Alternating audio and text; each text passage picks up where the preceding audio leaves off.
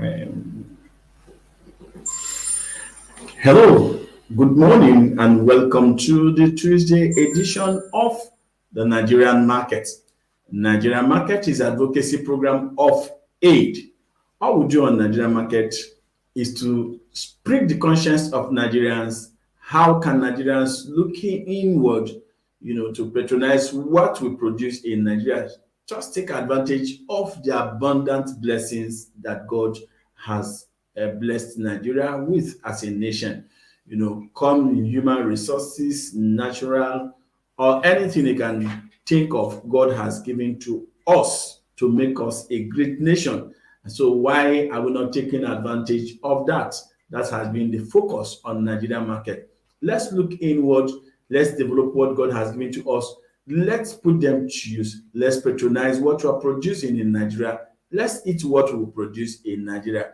That is what we preach on the Nigerian market. So welcome you to the Tuesday edition of the Nigerian market.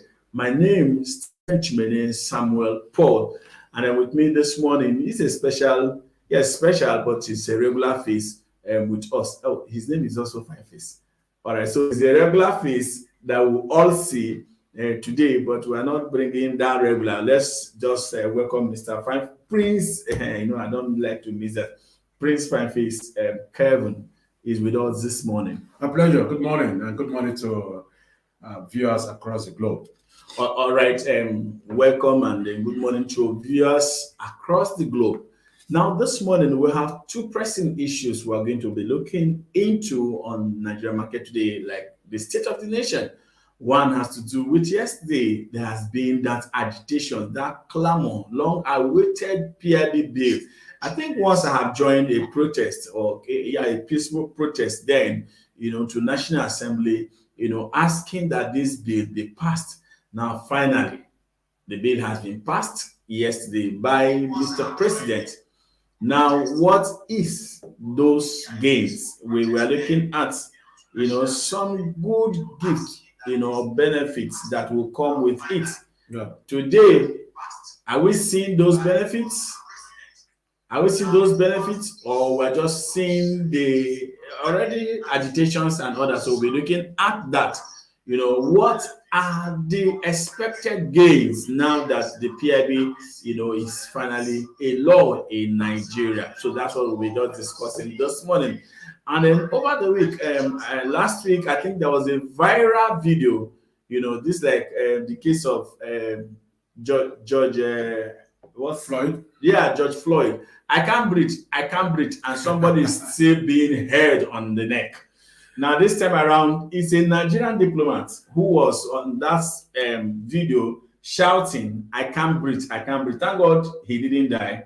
But the question is, why are we being disrespected, when it comes to Nigerians being disrespected, by foreign nations where they are doing either their legitimate work or their business or whatever. So we'll also be looking at these two topics or two issues this morning.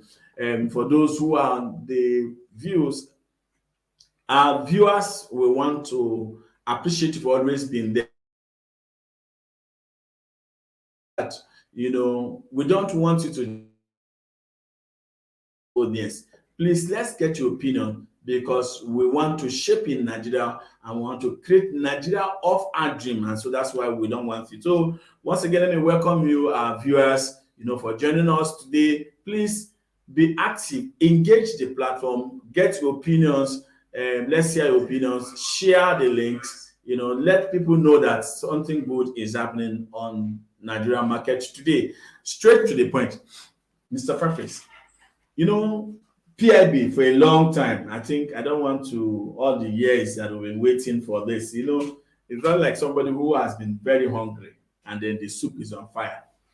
And then finally, by the time the food is served, he discovered that maybe the quantity of salt or the quantity of pepper, that you can't even taste the food again. What happens to the hunger that the person has been waiting for? That's how I see the PIB, after many years of waiting, back and front by the Harmonies National Assembly, or finally it has come.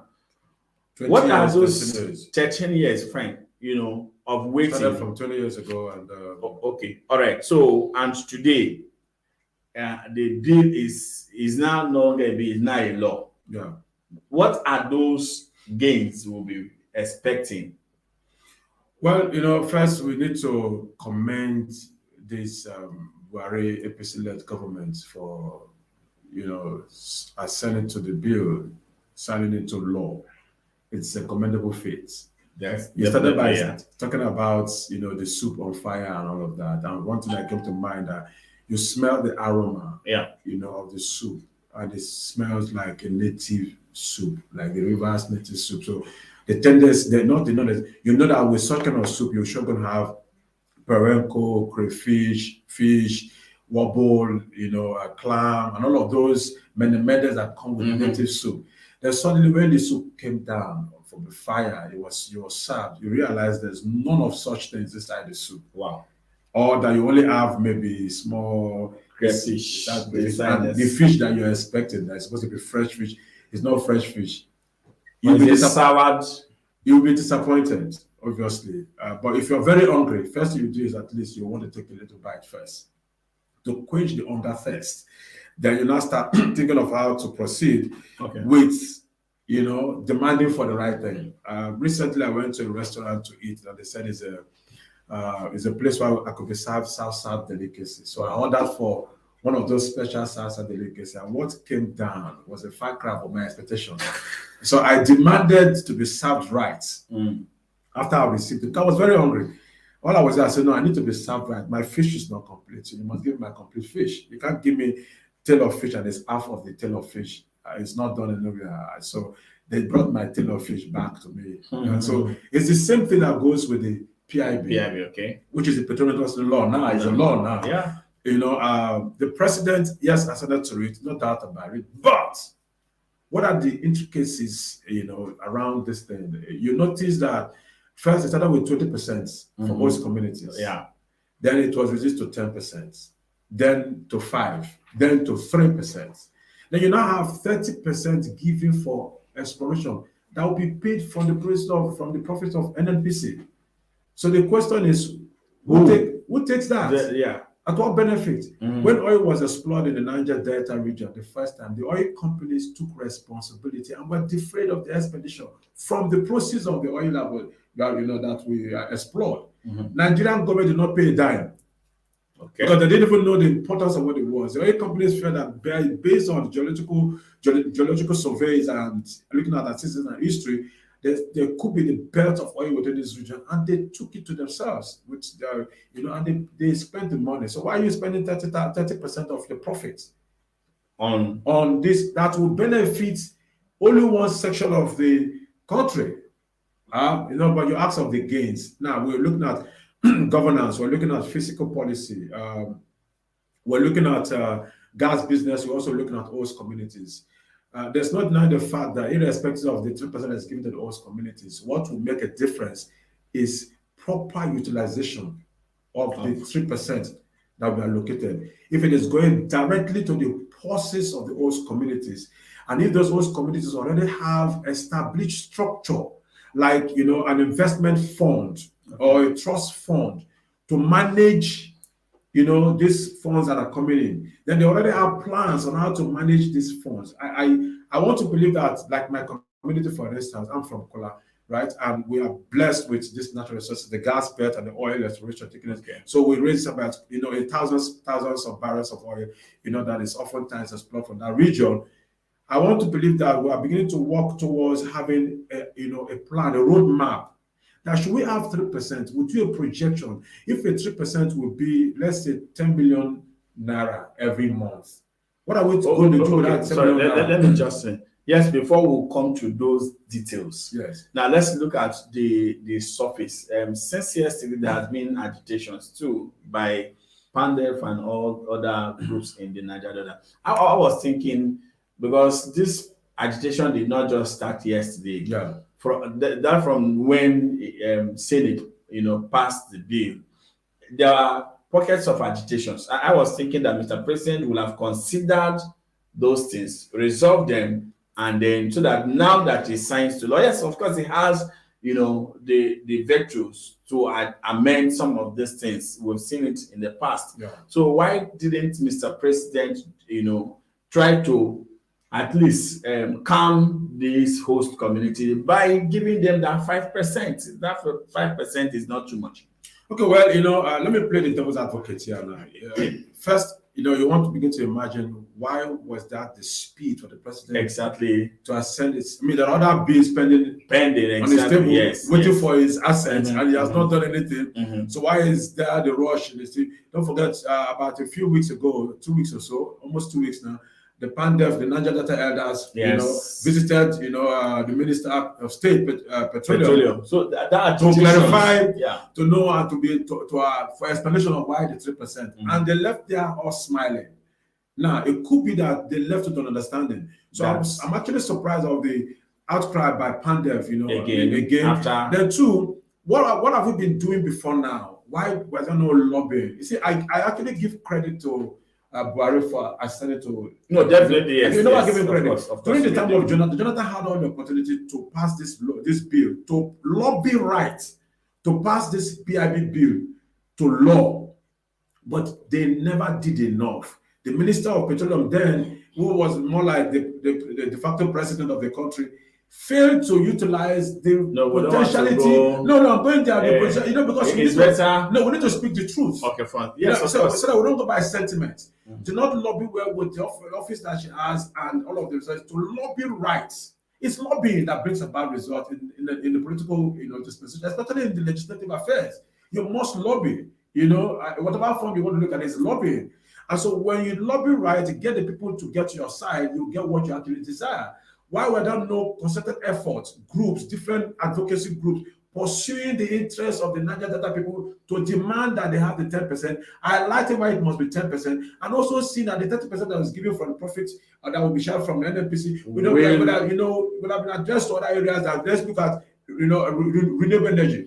Let's put maybe 10% of renewable energy from the profits of NNPC, so that we can begin to move towards renewable energy, having better energy, so that we have a better climate. So look at what's happening with the climate condition in the world today. Everywhere the flood is increasing. So I would have expected that these are the things we're supposed to do. Why are we crying after the milk is already poured? Now they'll go to clean up. I hope now that the petroleum industry law now is a law, that it will also speed up the cleaning of this. Obviously, the PIB gives us structure, the governance structure, which will help in regulations, policy formulation, will help to ensure that oil companies do what they need to do when they're supposed to do what they need to do. Okay. Now, that's part of the beauty. So it means that whatever wars that have been going on in the bureaucratic system prior to this law being passed, it now will now have to have a change, because the law will not make demand on the oil companies. Yeah. You now notice also that very soon we begin to do away with gas flaring, because now our gas, Nigeria is actually more rich in gas than in oil. So our gas deposit will not be utilized. So there's the tendency that in the next couple of months, we're going to begin to have, cooking gas at a very reduced price. Then also, there's also the chance for us to improve our power situation. Means that our gas capacity will be well powered, because there's going to be enough, especially in the gas area, and we're not going to be having this lot of flaring that the companies pay money for, because they know it's cheaper to pay money than to explore the gas. Now it means that they just give stipends to. It means that NNPC will no longer be run like NNPC any longer. It will not be run like LNG.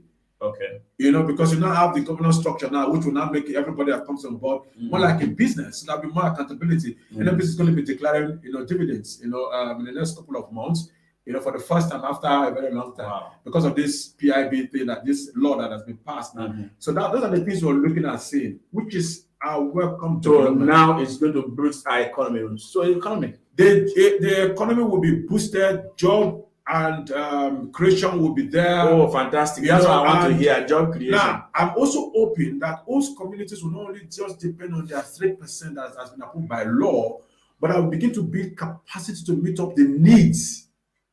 And investment, you mentioned to meet up the needs of the industry that is coming in, all the different industries that are coming with the PIB, right? Because host communities will play so many roles, so they have to build capacity. They have to build capacity to ensure that their members are job ready. Not necessarily when the jobs come, you now begin to fight for the unnecessary thing. Then the host communities can also look at how to utilize the funds that is coming in for other developmental purposes.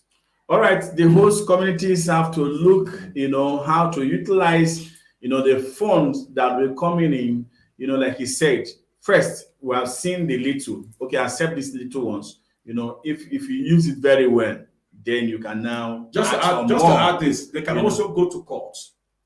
Well, yeah, because the law has not been passed, so they can go to court to contest it. Okay. Whatever difference, whatever disagreement, they can go to court to contest it. Going on the street to protest will not necessarily change. I don't think they've gone to. Now, I'm just saying. So they can go to court and ask the court to change that, or demand for an adjustment that is needed. All right. So viewers, this is on petroleum industry law. That was just passed yesterday by the president. We've said after about 13 years of waiting, now the bill is now a law. And then we have given kudos to the Buhari-led administration, for passing this bill. Now, what we're now asking is that Nigerians, both the host communities and then Nigeria at large, should now look inward and see how we can profit from this now, so that we don't, after waiting for 13 years, now it come back to be, like business as usual, no laws. These are laws now. The issues in Nigeria is about implementation, not just giving out policies or laws. Yeah. We have a lot, but can we begin to implement it, and then so that the common man on the street can benefit? He mentioned one key point, which has been our focus here: job creation. Can we now begin to harness and then check the benefits, the gains of this, so we can create job for the teeming youths in Nigeria? We can reduce poverty, we reduce insecurity, and then youth restiveness. All right, quickly, so for our viewers, please, let's get your opinion on this. Mr. Fineface, the second issue, like we said, the case of George Floyd, sorry, man. Now, I can't breathe. Thank God they let him to breathe. That's about the shouting, of a Nigerian diplomat serving in Indonesia, and then had a little issues with the immigration officers. Now, the question is, why are Nigerians, for me, this is my own take, why is it that Nigerians are always being maltreated or manhandled, in various countries? I don't know. That's why we're here now to discuss it. This is a diplomat. Yes, but even if he was not, do you have rights as an immigration officer to press on somebody's neck like that, to a point that a man is screaming like a baby? Well, it's important we look at this thing dispassionately. Definitely, yes. The video could only give us one angle of the happenings within that environment. What we heard at Cambridge, it's quite disturbing, to say the least, and to find out that it wasn't just an ordinary person, but a diplomat who has a measure of immunity based on international, conventions. And now this diplomat went through this experience. So we have to begin to ask questions: what really transpired? From the Indonesian's report and from the Nigerian government report, it was obvious that when it was accosted, and because they were acting on the tip of illegal immigrants, yes. Their papers have expired and all of those documents. And this diplomat happened to find himself within that environment. And so when he was asked for his identity, he could not provide one. Was it that it was one hidden area that is not supposed to those areas could be one of those areas people go and unwind. Yeah. You get so the peculiarity, as his status, maybe he's not supposed to go there. That's when he was asked of for his identity, the simple thing that would have been done as a diplomat would have, if he didn't have it on him, politely had spoken to them in a manner that they will show him benefit of doubts to follow him to go and get it. Now, it was also said that you don't have it, let's go and get it. On their way going, he wanted to escape. Now, he wanted to, because from his own angle, that they passed a different road. So he thought he was kidnapped. And so he got scared and started making frantic efforts to want to escape, to alert, you know, Police or something. no, passengers, or them to alert The public. the public, the passers-by. And so they now saw that as an affront. Of course, when you have an illegal immigrant, an alien, you want to do everything possible to restrain such alien. No, but to a point of that's like No, translating the man. No, there's a point we need to get it. If there's a place of an arrest and the suspect tend to act in a manner that will jeopardize the security of those officers, then they have every right to restrain him in whatever way necessary without the loss of life. In whatever way necessary. Sometimes the point of making such kind of rash decision is minimal. But until you're there, you will know. We don't even know how historical his actions were. Okay, we're taking you to where you say you're going to show us your passport. Then suddenly, you want to escape. You want to escape. The truth is that even we didn't hear that from the. No, but the Nigerian government confirmed that. The Nigerian government, you know, showed that he explained that they were taking him through a different route, right? And the judicial said he wanted to escape. He started acting hysterically, shouting and, you know, trying to move out of this. So that was the result. So if you look at the two stories, they relate. But I think that there's a law. If you hold somebody by the waist, it's different from when you hold somebody by the neck. It was in the car. Yes. It means that he has his hands. They all at a disadvantage. They have these shirts. They're all at a disadvantaged position. As I am also a law officer, that and also at a disadvantaged position, you have to make use of every opportunity possible. What we saw in the video was trying to clamp in down on the walls, on the Windows screen, so as to restrain further, aggravation.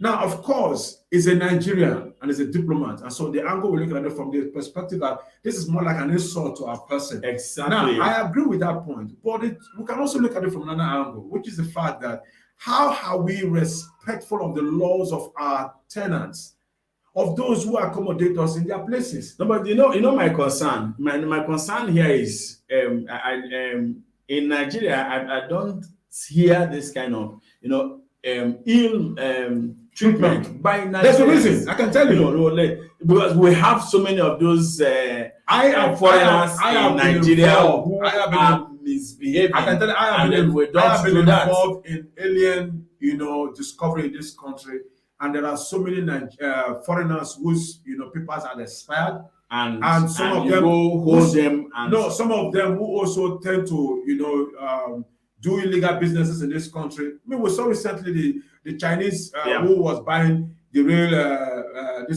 tracks from those who go to remove them. The Chinese supply and another Chinese buys them all from this. So these are like illegal things. The point is that the average foreigner in Nigeria enjoys some element of some element of complex overshadowing, because the average Nigerian is oftentimes shows this inferiority complex over especially the white skin. We tend to treat them unnecessarily and unusually higher than ourselves because they are foreigner. And it's also because of the cultural orientation that we have from our government. How are we educated from our primary schools to know the importance of citizenship and protectivism? How? No. Are you sure? Were you taught your civic education? I was. So that's what I'm saying. By training, I think we had a bit I've of had cause to training. accost foreigners on the street of Abuja. I've had cause to accost them on some of the highways, see them doing certain things they're not supposed to do, to find out their permission for doing such. And they have it's because of my level of enlightenment and education and information and I have. trainings. Okay, all right, fine. Now, there's another thing which is our focus on Nigerian market. Now, you just said that level of training, we don't have it in Nigeria. Now, another thing is that as Nigerians, why are we inferior to these people? We have the same minerals they have. Now, I looked at Indonesia. Yes, in population, they are far bigger than Nigeria. But again, I know they have oil, they have gas and other minerals. I saw something. The first 25 things that will attract you to Indonesia is about their tourism. Tourist centers. Why in Nigeria are we not looking inward? Because these are some of those things that You know, in Port Harcourt, the advantage an average Port Harcourt person those days, how, you know, for instance, you went to Silamaris or Comprehensive or and international high school. Beautiful. You have these white people and you mix up. So you don't have that complex. The Indians are that's not exactly. You, so. My secondary school, I think I remember that my first 2-3 years in secondary school were Indians and Ghanaians, were teachers, and yes, they are all there. So that complex, okay, till tomorrow, one of the things that I makes me not to be afraid of a police officer, you know, having lived with my uncle who was a public servant of service and had police orderly. So when I'm going to school, there's a police person in the car taking me. So from that childhood, I don't have that fear for police because we became friends at that point. In Nigeria, why are we not making effort to develop these things that God has given to us so that we don't become these second-hand class citizens that we are? I can tell you where it all started from. It started from our colonial, experience. What the British did was first to deny you of your identity. Wow. They destroyed cultural, religious, and ethnic nationality identities. And when they left, they made us to begin to feel like until we speak like them, dress like them, we don't measure up with them. So when they left, those they left behind leadership with assumed the position of the British, start relating with their own people like as if they are the British. If today, if you get into your driving and you ask someone to enter your car to sit at the bar, you will go sit on the seat behind the driver's side. Yeah. And the other side is on that side. Because the British did that to us. Wow. So it has become an innate behavior. Yeah. So inferiority complex has become something that we all have to individually fight and overcome. Or else we'll continue to see these people lord over us. That's why when they come in they come with this sense of superiority. We are above. Imagine even the Chinese coming to lord over us. Lebanese even doing the same thing. I'm telling you. People that are more poorer than us because of a sense of pride of their nationality and a sense of pride of their skin color. So we can do the same thing. It starts from our primary school or even nursery. Civic education should be about national identity and strength. Without that, we can't make meaningful progress. So that's one way we can do it. Then two, to show that you are stronger, bigger in the community of nations is to show a high sense of responsibility. Just hold this one. To show that you are bigger, because, you know, I just imagine Nigeria. Take the instance of what has happened in South Africa. Take that of what is happening in Ghana and others. I'm just thinking Kenya and they said we are the big brothers, we are the giant of Africa, and then these smaller nations, you know, look down on every Nigerian. Why is it so? To be a big nation, we need to take responsibility. It's important. Let me sound this. It's important that Nigerians need to begin to understand the importance of respecting laws of the land where they live. Okay. Then doing things according to the provisions of the law of that land. Some persons might get away with some of this, back and second hand things that they do, but we cannot go to a people's place and be so loud to intimidate them, to lord over them. Probably that's what the British did to us. It doesn't happen just like that. Yes, if you're responsible, yes, if you take measure of discipline, people will ordinarily respect you.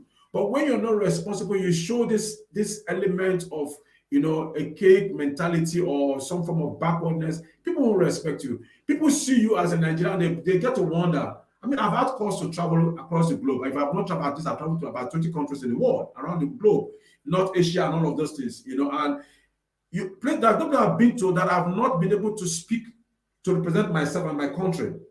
And I enjoy so much respect. So even when there's suspect, of course, it's possible there's suspect because of how other Nigerians tend to behave in those places. They look at it as the same because don't forget, they see us in the movies. Yeah. So they conclude by those movies they watch of us that's who we are. Yeah. I've asked us to be asked questions in Cuba, in Zambia, about Nigerian movies. They ask as soon as you arrive, they ask you for movies. Yeah. They ask you of the actors and actresses, their names, as if you see them every day. Yeah. And they see those cultures in the movies as our culture.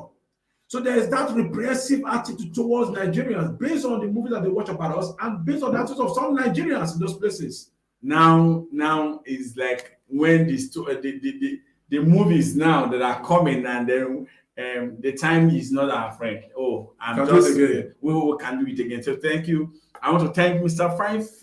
Please, this Mr. out of my mouth now. All right, so this is Prince Fine Face Kevin. A regular face, on the platform. We want to thank you, our viewers, for being with us today on the Tuesday edition of the Nigerian Market. These are topical issues, bothering on how we can improve and develop our country. I want to be a proud Nigerian anywhere, any day, anytime. So please let us make ourselves proud. Please, wherever you find yourself, try to obey the laws of the land. It is very, very important. Maybe you don't care about the laws in Nigeria, but once you are outside of this country, those people cherish and values their norms, their laws. So you have to, you can't be a tenant that is bigger than the landlord. All right, so fine. So please, that's how far we can go on today's edition of the Nigerian Market. But just before we go, please, we still wait to get your comments. Let's still share, engage, like the page. Let people know. Watch the YouTube, because this program is not only on Facebook, we're also live on YouTube. So you can go back to YouTube now to go and replay so that you can get the details of our discussion today. But again, we say the third wave, the Delta variants, what did they carry last? So the Delta variants of the COVID-19 is here. Daily basis, we're now recording 500 plus. Please be safe. Let's be safe. We want you to be alive so that you can hear us. Then we'll build a Nigeria of our dream. So from all of us today, we want to say thank you for being with us. Thursday, we give it another face. We need to look at how we can better Nigeria. Then to do that, we'll say we'll buy Nigeria to grow Nigeria. So let's just take our last thing. Buy Nigeria. Buy the best of Nigeria to grow the best of Nigeria. All right. So